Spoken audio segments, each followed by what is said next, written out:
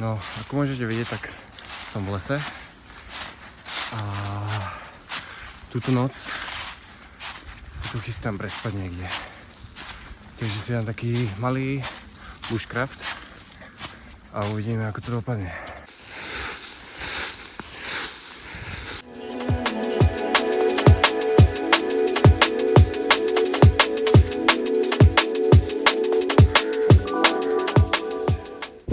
Tak ten prvý pokus bol úspešný. Našiel som niečo vhodné, kde si viem predstaviť niečo postaviť. Tak pokračujem, idem smerom ďalej. Slnko je ešte hore celkom, to bude vidieť, ale pomaly zapadá, no. Už tie dni sú krátke, myslím, že o nejaké 5. už bude plus minus tma, takže musím si trocha pohnúť, keď to chcem stihnúť a zažiť noc aspoň v nejakom minimálnom komforte.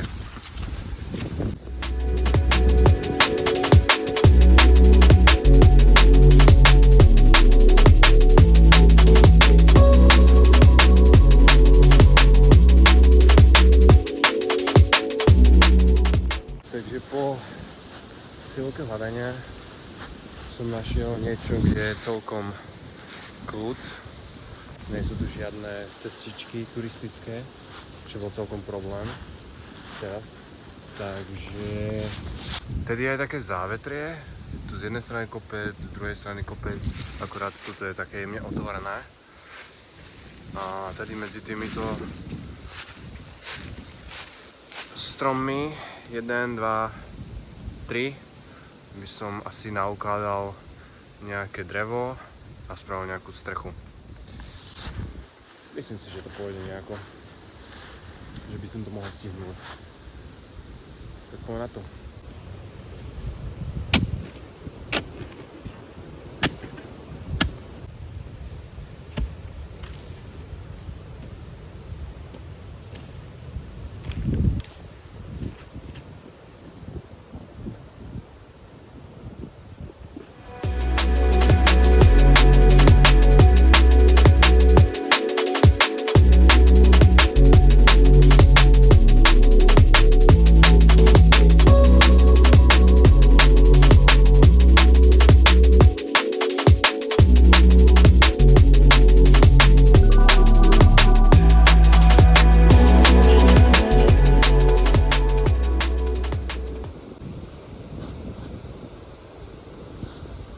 No to by som mal asi takú nejakú hrubú stavbu a skúsim ešte nejako vyplniť tie diery,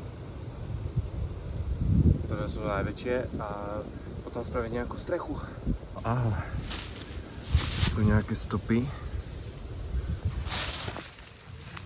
pravdepodobne po jeleňovi. Buď si tu značkoval asi teritorium, alebo sa zbavoval lika. A vyzerá to, že to je jeleň.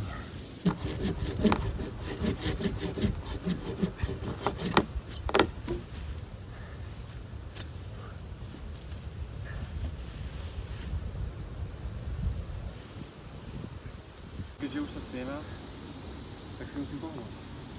Let's go!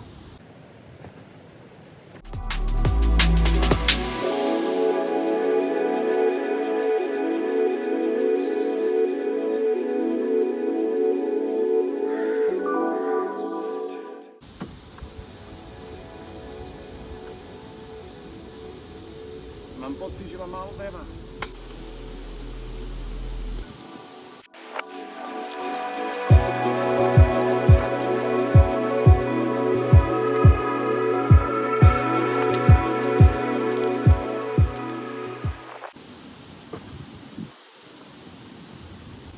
No a ešte to trocha doladím.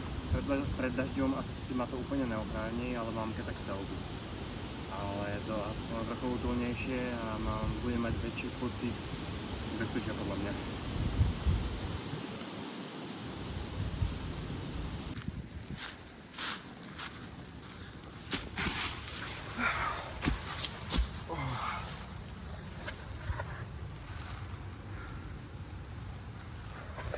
A myslím, že by to šlo.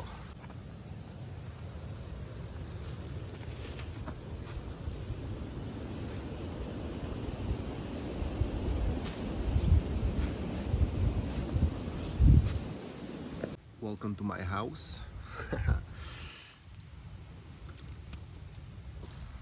No. Považujem misiu za úspešnú.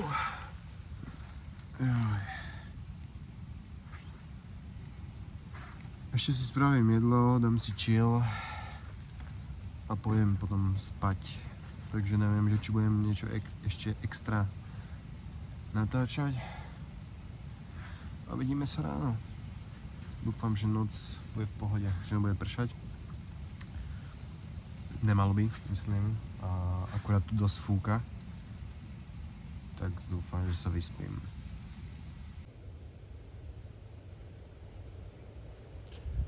Keď počuješ tie stromy, jak praskajú pod tým vplyvom toho vetra.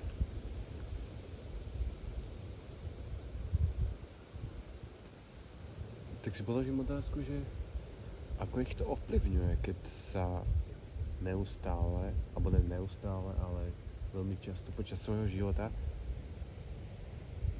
krútia, idú z jednej strany na druhú, ako to ovplyvňuje štruktúru toho dreva. Že či drevo, ktoré je v podstate bez pohybu, okrem toho, že rastie, či je iná. Či keď zoberieš jeden druh stromu a posadíš ho do podmienok, kde viacej fúka a do podmienok, kde fúka minimálne, či tam nájdeš zmenu? To by ma zaujímalo.